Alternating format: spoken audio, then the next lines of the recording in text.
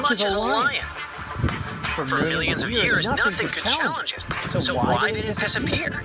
And could there be even bigger predators still hidden beneath the ice? Paleontologists found two massive claw bones in Antarctica, sharp, curved, and powerful, belonging to this bird.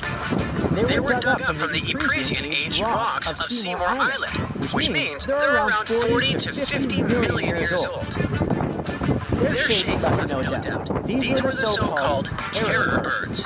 Their scientific name is Forest Rhapsody, some of the most fearsome predators to ever walk the earth.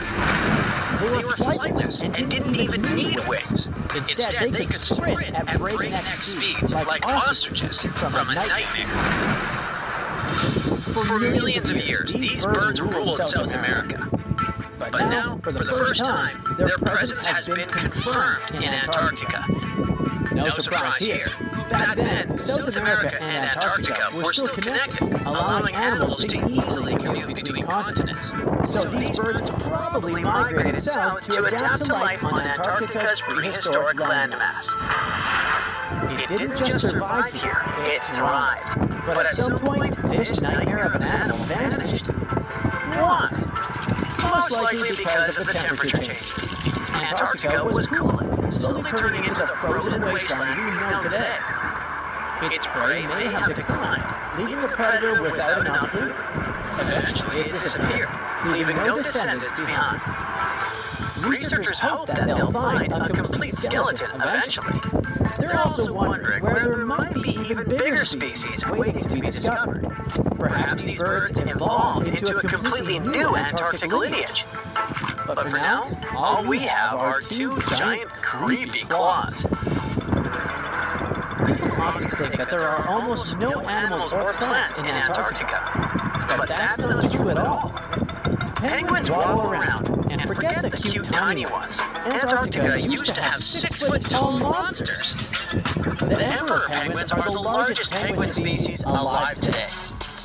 They can dive over 1,800 feet deep and hold their breath for over 20 minutes. There were giant ancient penguins around 38 million years ago. They were the size of humans. Fossils show they had long, sharp beaks, making them terrifying hunters of fish and squid. The fish there are also absolutely fascinating. Forget giant squids. Colossal squids are nightmares even bigger. Some reach over 40 feet long with massive, super sharp beaks and eyes the size of dinner plates. Finally, orcas, the apex predators of the Antarctic Ocean. They hunt in packs, working together like a wolf pack of the sea to take down seals, fish, and even massive whales. There are even tiny plants like moss and algae. Antarctic hairgrass and pearlwort. They somehow survive against all odds. There are many other myths going on about Antarctica. For example, some people think that when icebergs break off from glaciers, they immediately start drifting straight into the open ocean until they melt. But the reality is way more chaotic. First, when an iceberg breaks off from a glacier or ice shelf, it has to deal with underwater obstacles. It can stay stuck on the seafloor for decades without moving. Then they get caught in powerful whirlpools and spin in place for months.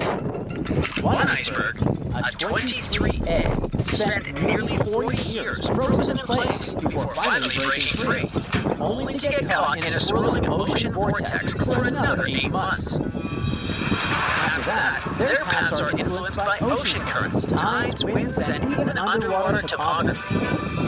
They don't just flow freely, their movements are full of little, unexpected twists.